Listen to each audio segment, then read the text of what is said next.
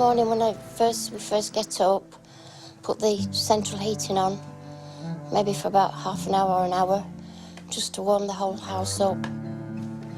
Because we're too frightened to use the fuel. It's so expensive, the gas and electric. I mean, my bills combined together, I pay the gas and electric at the same time, and you're talking nearly £100 a month.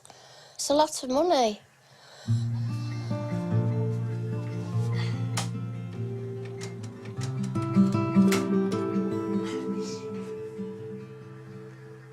In Doncaster, the winter nights are glacial. Miriam is 74 years old. A former bar manager, she fell ill when she could no longer afford to heat her flat. The colder it gets, the more difficult the breathing gets, and you get an infection, and then sometimes you can't even maybe get out of bed because you can't walk because the breathing's too bad. So the ideal situation is to be in the warmth atmosphere. So the best thing to do is try to do without and cope. But then it's sacrificing my health in a way. But what do? There was an elderly gentleman who lived down the road, but they hadn't seen him for about a month, so the police broke in and actually found him dead, and they said because it was too cold. You'd have to ask the gas and electric people how they warrant, when they're making billions of pounds, that people like us are having to go without. They just die. They die because it's too cold. At the end of the winter, Miriam was found dead in her apartment in the suburbs of Doncaster, victim in her turn to the problem which she denounced.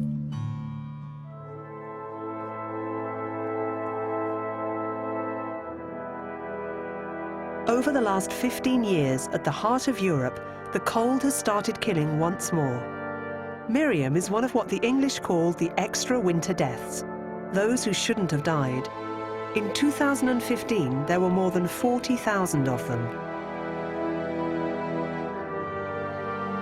This problem, which was thought to be forgotten, specialists call fuel poverty. In other words, the impossibility, because of restricted means, to heat oneself properly. A problem which affects at least 1 European in 10.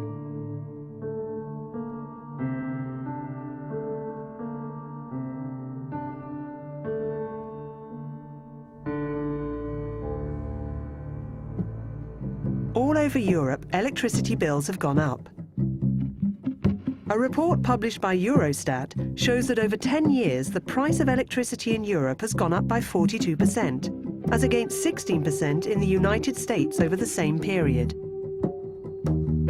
In Spain, 28% of the population, almost 1 in 3 people, is now considered in danger of fuel poverty. People are cold here, they're suffering. They could even die. 5 million families are affected in Italy. 7 million in Germany. The majority of household spending goes on heating and mobility. As for France, it holds a sad record. 8 million French people express having difficulty paying their electricity bill. Today, the victims can be counted in their thousands. How, starting out from the good idea of liberalizing energy, was the whole of Europe hoodwinked with promises? Energy was going to be liberalized. Electricity would obviously be cheaper, energy greener.